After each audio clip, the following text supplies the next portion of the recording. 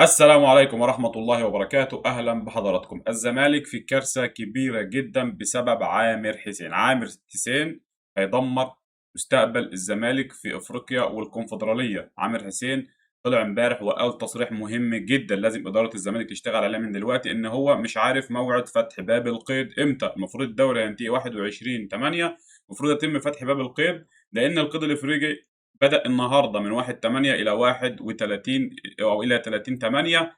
فقدامك تقريبا بعد نهاية الدوري 10 أيام تكون مأيد صفقاتك أو مأيد القائمة اللي هتلعب الدور التمهيدي في الكونفدرالية واللاعيبة اللي هتلعب السوبر الإفريقي. لو أنت مأيدتش خلال الفترة من 21 لحد 30/8 صفقاتك الجديدة، القائمة المحلية اللي هتشارك في الكونفدرالية والسوبر الإفريقي، فحتى لو الزمالك عمل 100 صفقة بعد 30/8 أو ما عرفش يأيدهم بسبب إن عامر حسين مش عارف موعد فتح باب القيد، فالزمالك هيلعب بالفريق اللي موجود حاليًا أمام الأهلي في السوبر الإفريقي. أنا مش عارف الموضوع ده مدبّر والّا إيه الحكاية بالضبط، لإن طبعًا الفيفا رفض يفتح باب القيد في مصر، كل الدنيا فتحت إلا إحنا، بسبب إن حتى الآن لم يتم الانتهاء من الدوري والكاس، وشرط من الفيفا إن يتم فتح باب القيد لازم الكاس يكون خلصان والدوري يكون خلصان. عامر حسين حتى الآن مش عارف أصلًا مواعيد الكاس إمتى ونهاية الكاس إمتى، فحتى الآن الزمالك عنده كارثة كبيرة جدًا لو ما قدرش يأيّد صفقاته وما قدرش إن هو يشتغل دلوقتي ويضغط على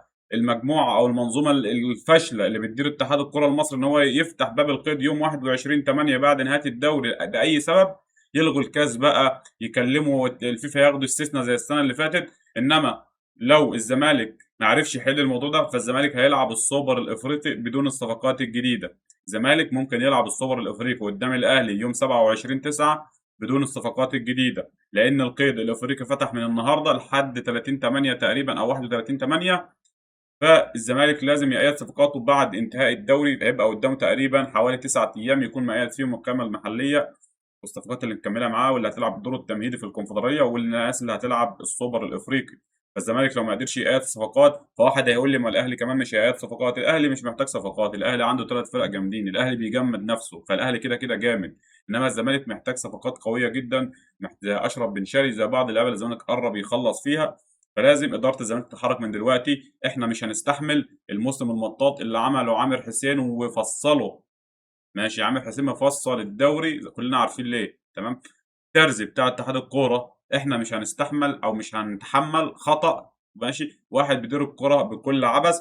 ورسالة إلى مجلس إدارة نادي الزمالك. عامر حسين قُلت لي إن هو اختفى من المشهد. عامر حسين النهارده بدأ يطلع تاني في تصريحات، كل شوية كان اختفى فجأة، ولكن عامر حسين بدأ يطلع تاني للمشهد زي ما إحنا شايفين. فعامر حسين ما مشيش زي ما قُلتوا إن عامر حسين مشي وعامر حسين ابتعد عن المشهد الرياضي. عامر حسين مكمّل حتى الآن، وحتى الآن بيتاخد قرارات، وحتى الآن مش عارف موعد فتح باب القيد إمتى، وحتى الآن مش عارف موعد الكاس إمتى. فأنا على أي أساس أنتم رجعتوا وكمّلتوا الدوري وخلّيتوا جمهور الزمالك سِبتوه في نُص الخناقة وتراجعتوا؟ وجمهور الزمالك للأسف حتى الآن لسه زعلان من مجلس الإدارة بسبب قرارات كتيرة جدًا كانت خاطئة. كنا نتمنى إن أنتم تتمسكوا بالقرار بتاعكم للآخر ونشوف إيه اللي هيحصل، إنما للأسف تراجعنا بعد ماتش الأهلي. وطبعًا كلنا شايفين عامر حسين طايح في المنظومة وهو اللي بيدير الكورة في مصر، عشان كده هنكون من فشل إلى فشل. وبكده نكون وصلنا لنهاية الفيديو.